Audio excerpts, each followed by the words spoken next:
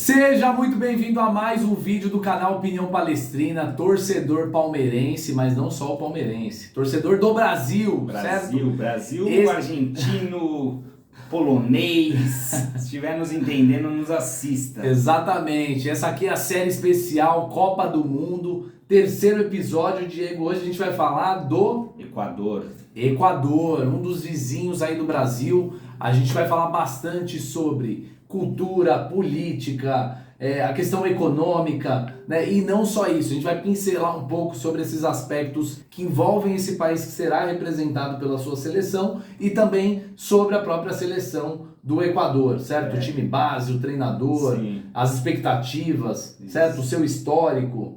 É isso, nós viemos aqui informar um pouco, né? Nosso objetivo não é só o futebol, porque a gente quer passar algumas informações, às vezes a pessoa tem curiosidade, né? Como a gente falou ali, como é o país, entender um pouco do país, e depois a gente entra mais nesse quesito. Exatamente, entra mais nesse quesito do futebol, né? Exatamente. Então por isso dessas informações, a gente achou legal aí estar passando essas informações para gerar uma curiosidade em vocês. E vamos começar, né? Falar um pouquinho do Equador. Bora lá falar de alguns pontos principais. Então está na tela aqui uma série de informações para vocês e o Diego vai começar destacando aí o que você acha mais importante, certo? Vamos Diego? lá, o Equador, um país da América do Sul, nosso vizinho, né? Próximo aqui a nossa, ao Brasil, né? Capital, Quito, correto? A pronúncia um pouco mais fácil do que a do Catar, né? Eu sofri um pouquinho.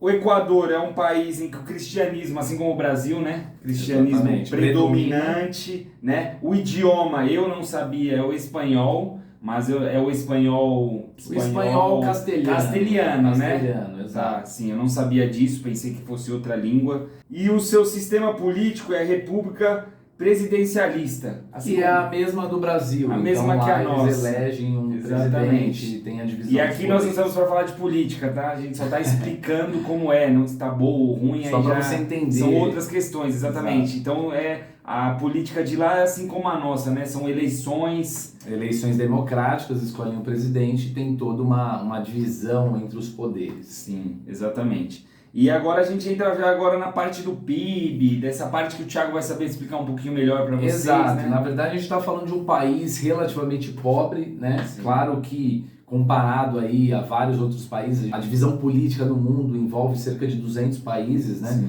Para você que às vezes não tem essa informação, né? Ou nunca se ligou nisso, enfim, é uma informação que nunca te coube, né? Mas são cerca de 200 nações do mundo e nesse ranking, né, dessas 200 nações, o PIB do Equador é de 98 bilhões de dólares, tá? E isso coloca ali na 74ª posição. Então é uma posição que não está, né, entre as maiores economias do mundo, né? São 18 milhões de habitantes, o que dá uma renda per capita, né? O quanto cada pessoa, teoricamente, na média recebe por ano, são 6,2 mil dólares. Se a gente for comparar, por exemplo, com o Catar, que a gente falou ontem, são 60 mil dólares a menos, né? O catariano recebe na média 70 mil dólares por ano, né? Exatamente. Já o equatoriano são um pouco mais aí de 6 mil dólares, então a gente vê a discrepância, né? Fica na 88ª posição, né? E o IDH, né? 0,74 fica ali na metade dos países, né? Falta muito desenvolvimento para o Equador, é um país relativamente pobre, né? Isso. Falta desenvolvimento ali. Também não é um país muito grande, populacional, né? Sim, são 18 milhões. É como se fosse a cidade de São Paulo. Exato, isso que eu ia citar. São 18 milhões, praticamente São Paulo tem 20, se eu não me engano, né? Aproximadamente 20 milhões de pessoas, então assim, é como se fosse um estado, né, nosso. Mas é isso, um país pobre, mas como o Thiago falou... Sofre com corrupção, assim como o nosso, né, e outros países vizinhos. Então existe, né, a questão econômica também, a gente vai falar da seleção dos jogadores, então praticamente todos os jogadores jogam fora do Equador. Do Equador, isso, que já traz um pouquinho a diferença na seleção, né? E isso acaba evoluindo o futebol desses caras por jogarem em ligas competitivas. Sim. É isso, é um país pobre, mas não é dos mais pobres, como ele falou, 64º, Então, assim, de 200 ele está bem longe de ser perto dos primeiros, mas também está bem distante. Está à frente de 130 nações, exatamente, mais ou menos, né? exatamente. Mas, assim, isso é para você ter uma base de como realmente há países muito pobres, né? Porque se a gente já está falando que o Equador realmente está numa situação ruim, você imagina, né, esses países que estão depois do 100, né? Exatamente. Mas isso tudo é para dar um pano de fundo, certo? Para a gente falar um pouco sobre o país, para você ter um pouco mais de conhecimento. Claro, isso aqui é só uma pincelada. Se você tem mais interesse em conhecer sobre o país, fica o convite aí para você fazer suas pesquisas. Tem vários sites super interessantes. Ou se quiser viajar... Exatamente, se quiser viajar, a gente trabalha aqui com viagem, vou deixar o link para você, é só nos procurar, certo? Agora a gente vai para a segunda parte, Diego, certo? Exatamente, vamos lá, a parte do futebol, né? Da bola, da pelota. Da pelota equatoriana, correto? Exatamente. Vamos lá, mostra aí na tela pra gente, né, Thiago? Pode pôr na tela aí, você vai observar dado por dado que a gente for citando aqui. Começando certo? pelas conquistas, diferente do Catar, os jogadores equatorianos jogam maioria fora, mas não tem nenhum título conquistado pela seleção, diferente do Catar, né? Que venceu uma Copa da Ásia recentemente. Exatamente, campeão em 2019, né? Brincadeiras à parte, o Equador realmente não tem nenhuma conquista, né? Sua melhor colocação nas Copas foi... Qual foi, Thiago? Foi as oitavas de final em 2006 e tem, na verdade, só 2 participações até agora. O Equador está indo para sua terceira Copa, né? São pouquíssimas aparições em Copa do Mundo. Sim. E a melhor colocação foi as oitavas de final lá realmente na Copa ele da só dá Alemanha. Um pouco de trabalho nas qualificatórias, né? Ali. Nas eliminatórias, da Copa eles dão algum trabalho para alguns adversários, arrancam alguns pontinhos, mas realmente em Copa do Mundo é um time também sem não tem tradição, exato, exatamente. Zero tradição, né? Exatamente. Nas eliminatórias, inclusive, ficou em 4º lugar, né? Entre as 10 seleções que disputam as eliminatórias sul-americanas. Mas é o comum, né? Os outros disputarem o quarto, né? Normalmente as primeiras são realmente Brasil, Uruguai e Argentina. Não exato. se foge. Então ele foi o melhor dentre as seleções. Exatamente. Isso. Ele foi o melhor, ele foi o top das outras seleções, das que sempre classificam, né? Que são essas 3 que realmente sempre estão ali no topo. Ele foi o melhor. Agora vamos falar um pouquinho, né? O ranking no ranking da FIFA, para você ver, o Equador está próximo ao Catar. Exatamente. 44º. Exato, o Catar está em 50º. 50º, então são 6 seleções de diferença. Exato. Correto? Então assim, para você ver que realmente é de se assustar, porque como a gente falou, jogadores que jogam fora, mas nas suas seleções não rendem, né? Talvez a união o conjunto dessa seleção realmente nunca mostrou algo tão diferente assim, né? Exatamente. Vamos começar agora a falar um pouquinho da seleção base, né? Que tá aí na sua tela. Exatamente. Na verdade, o time base, lembrando que esse é um time base de acordo com os últimos jogos da seleção. Isso. Evidentemente, o treinador, ele tá lá para fazer modificações. Então, não brigue conosco se eventualmente algum São jogador nossos últimos dados, né? Exatamente. Se algum jogador desse aqui não jogar na estreia... Não for o titular. Exatamente. É baseado nos últimos jogos, certo? O Equador, que joga no sistema de 4-3-3, tem uma média de idade menor do que o Catar, certo? 24,6 anos. Né?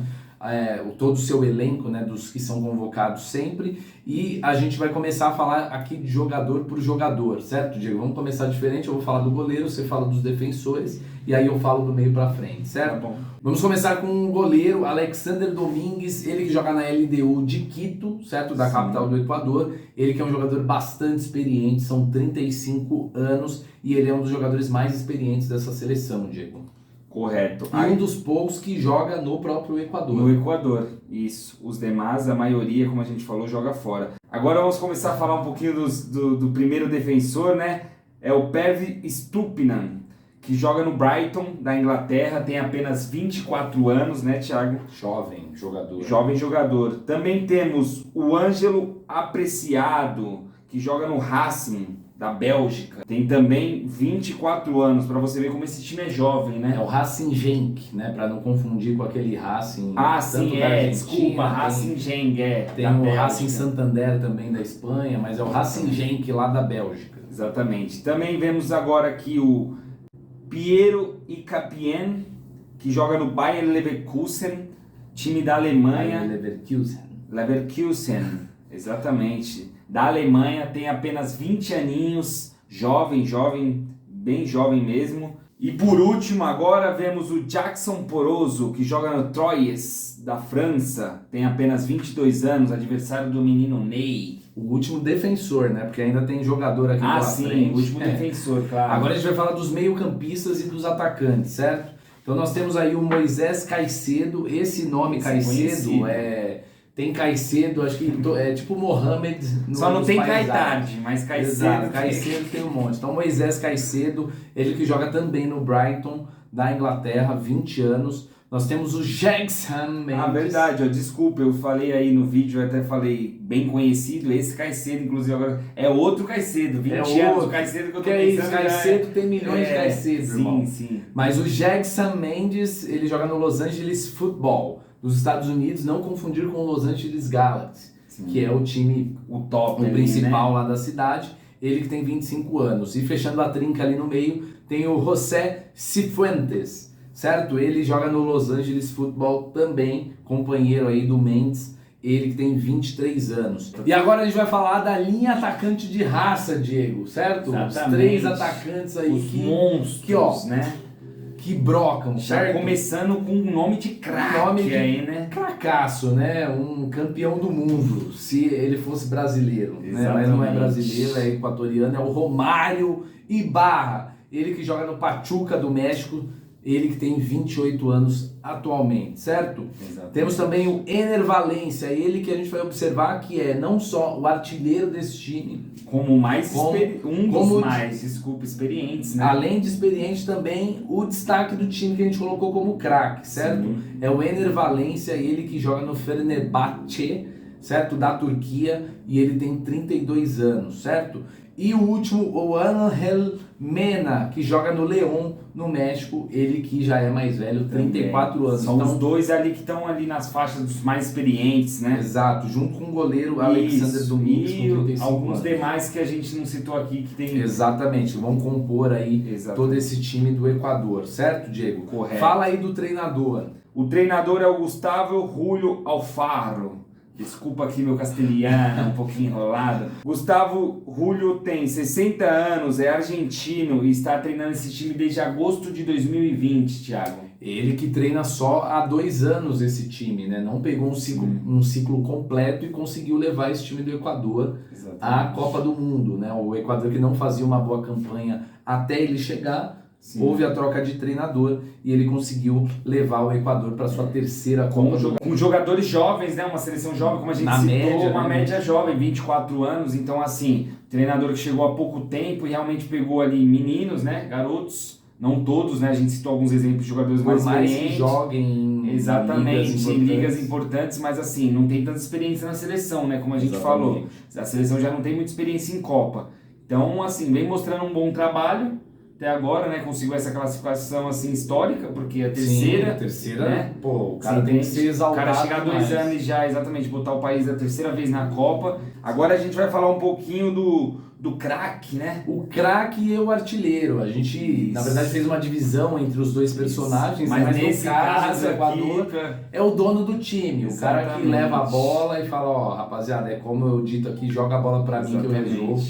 Que é o Ener Valencia. Ele que é o maior artilheiro da história do Equador, Diego. Sabia disso ou não? Não sabia. Eu também não sabia. Apesar, como eu digo, estudar todos os futebol mundial, eu não sabia dessa informação. São 35 gols em 74 jogos, uma média absurda. Exatamente. É quase um gol a cada 2 jogos, né? Se ele mantiver essa média aí na Copa do Mundo, pode fazer sucesso. Né? Exatamente, pode aí entrar naquela, como a gente falou no primeiro vídeo, a média dos maiores artilheiros, né? Até por Copa, né? Talvez não entre no geral, mas por Copa, avançar, né? Nos jogos passar de 8 ele já entra na brincadeira já. Exatamente. E o Equador na Copa do Mundo está no grupo onde tem Catar, Holanda e Senegal, certo? Exatamente. E já vamos emendar com palpite, certo? O meu palpite que realmente o Equador se vai nas oitavas de final, né? Eu acho que ele briga ali pelo segundo lugar. Não sei se já morre no grupo, mas eu acredito que talvez passe com a Holanda. E meu palpite, inclusive, foi Holanda e Equador, né? Passando. Sim. Você falou ali de Senegal. Podia disputar com exatamente. O Senegal. Mas assim, acredito que o Equador passe